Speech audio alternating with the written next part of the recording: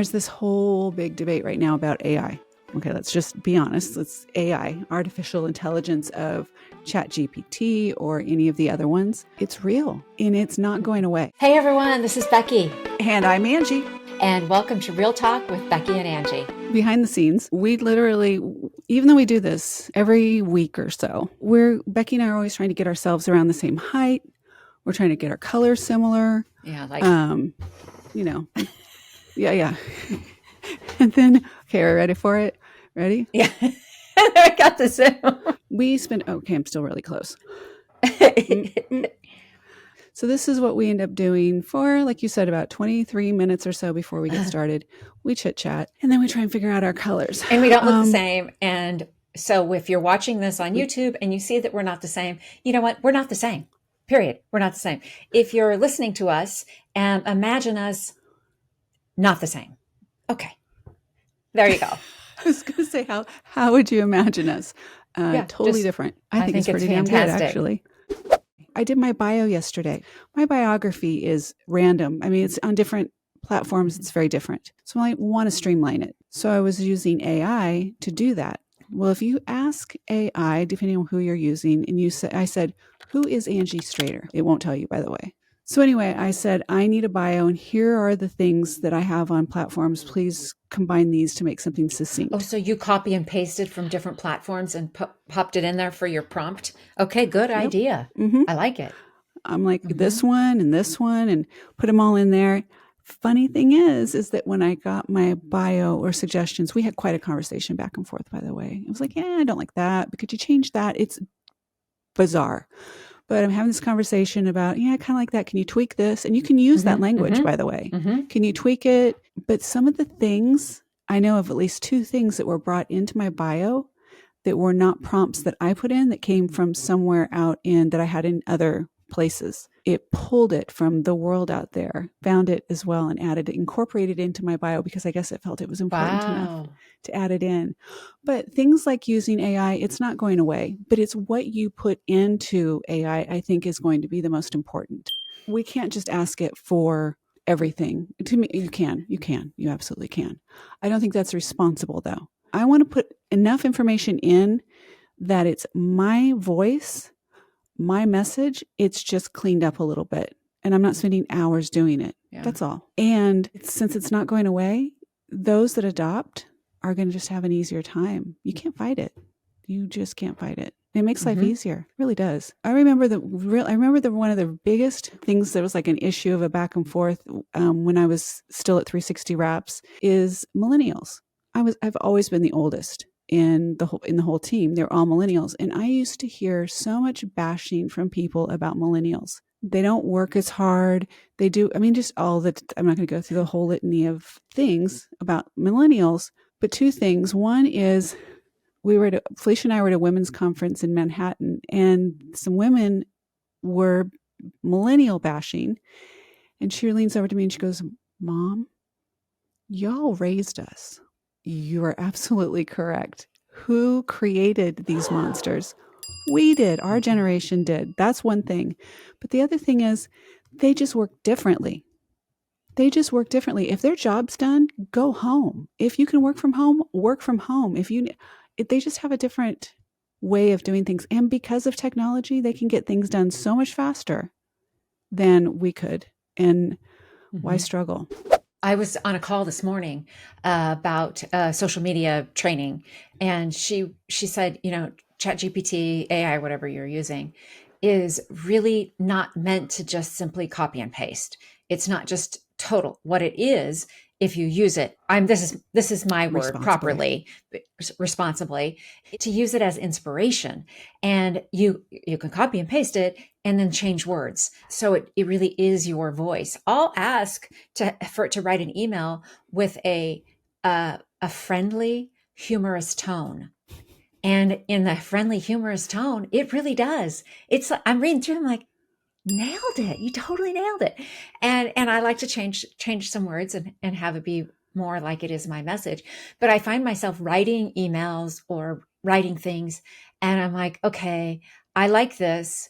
Yep, I'm going to keep it. Or I'm like, oh, I can't even get it. I'm going to go with ChatGPT and I'll prompt it and then, or I'll combine the two and have a little bit of Yeah. both. So I think it's fun.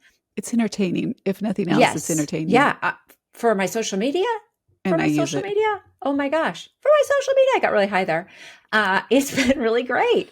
It's been really great. Because here's the deal. I feel like I am not a copy person. I know I have a message. I know I want to say something. What do you mean? What do you mean a copy person? Like a Yes, I'm not copywriter? somebody. Or okay, you're Yeah, not a yeah, copywriter I'm that not a writes person copy. who just went to college to go to learn how to write copy. That is not. It's not my deal. I know my story. I know what I want to say, and if someone can say it better than I can say it, yes, please. It's like having a ghostwriter or like having somebody do your social media for you. It's why not leverage It's no this other different. stuff for you? No, There's there, and I'll be honest, there's a absolutely. little bit of am I a fraud by having it be ChatGPT? Is it wrong? It's like, no, it's no different from hiring a company to come in and do my social media or like I said, having a ghostwriter. There's no different. It is what it is. So I personally embrace ChatGPT and I'm so And grateful. she has spoken. I have 3 AIs that I use, depending on what purpose I want to use them for. They're different. They have different kind of little twists.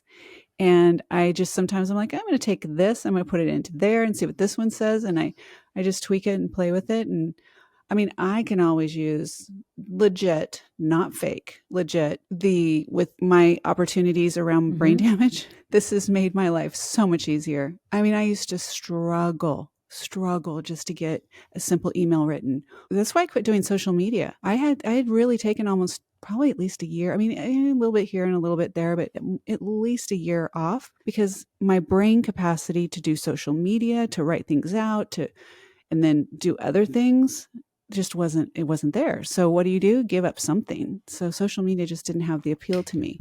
I've also had assistants as like personal and virtual assistants. So an assistant when I was at 360 Wraps would bring me something or send me an email and ask me to proof it. And they sent it out with my name on it. I didn't write it, but they wrote it as if I did because they knew what to say, So that's how I'm justified. This reminds me of a funny story. I'm wondering if Kim Davis is watching this. Kim Davis Valena from we went to elementary school together and high school and all that. And We should say hi, hi, Kim, Kim. Hopefully she's she watching. does watch. I know she watched. She said she thinks that we should replace our mugs with wine glasses and do this live with wine in our glasses, which someday we will. I'm Okay, in. I'm when in. we were in fifth grade, she there was this guy named Sean Thompson, and I liked him, and he liked me, and then I think we broke up. I think we were boyfriend and girlfriend, and we broke up. And I was so mad at him. He hurt me, and I was so mad at him. And so Kim was like, "Yeah, he's a jerk, man. He's a jerk." So she wrote a letter to him, and so she's like, it's this bad language in there, and so She used bad language in fifth yes. grade. So she put a piece of paper I wish I could see that. over the letter and I signed my name. Hello, who does that?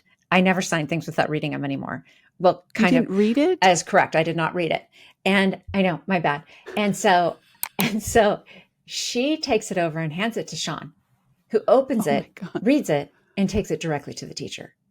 Oh dear God. Beckie, go to the principal's office. Now, I don't know how Kim got to go to the principal because the writing of the letter is totally different from the signature. So somehow the teacher, I don't know how Kim got in there. I'm not. Maybe I said that Kim wrote it. I don't know. She did I don't it. know. She I did don't know it. if I did. I'm sorry, Kim. I totally ratted you out.